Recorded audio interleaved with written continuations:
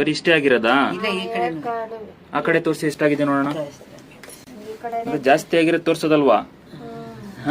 ಇದ್ರಲ್ಲಿ ಇಚ್ಚಿಂಗ್ ಕಡ್ತಾ ಏನಾರು ಆಗ್ತಿದ್ಯಾ? ಅಯ್ಯೋ ಕಡ್ತಾ ಅಂದ್ರೆ ಏನೋ ಜೀವ ಹೋಯ್ತದೆ.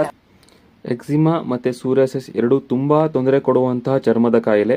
ಸೊ ಇದೆರಡೂ ಬಂದುಬಿಟ್ರೆ ತುಂಬ ಸಮಸ್ಯೆ ಆಗುತ್ತೆ. ಇವರು ಒಂದು 8 ರಿಂದ 9 ತಿಂಗಳಿಂದ ಹಿಂದೆಯಿಂದ ಟ್ರೀಟ್ಮೆಂಟ್ ತಗೊಳ್ತಾ ಇದ್ದಾರೆ.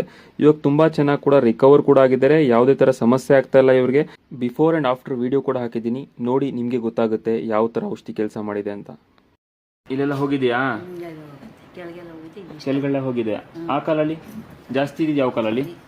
ಕಾಲಲ್ಲಿ ಹೋಗಿದೆ. ಕ್ಯೂರ್ ಆಗಿದ್ದಲ್ಲ? ಏನೂ ಇಲ್ಲ, ನವೇನೂ ಇಲ್ಲ. ಮೊದಲೇ ತುಂಬಾ ಜಾಸ್ತಿ ಇತ್ತಲ್ಲ ಇದ್ರಲ್ಲಿ? ಫುಲ್ ವೈಟ್ ಆಗ್ಬಿಟ್ಟಿತ್ತು, ಫಂಗಲ್ ತುಂಬಾ ಇತ್ತು. ಫುಲ್ 2 ಕಾಲು ತೋರಿಸಮ್ಮ, 2 ಕಾಲು ಒಟ್ಟಿಗೆ ಇಟ್ಕೊಂಡು ತೋರಿಸಿ. ಇಲ್ಲ, ಏನು 5 ಭಾಗ ಇರ್ಬೋದು ಅಷ್ಟೇ, 95 ಭಾಗ ಕಡಿಮೆ ಆಗ್ಬಿಟ್ಟಿದೆ.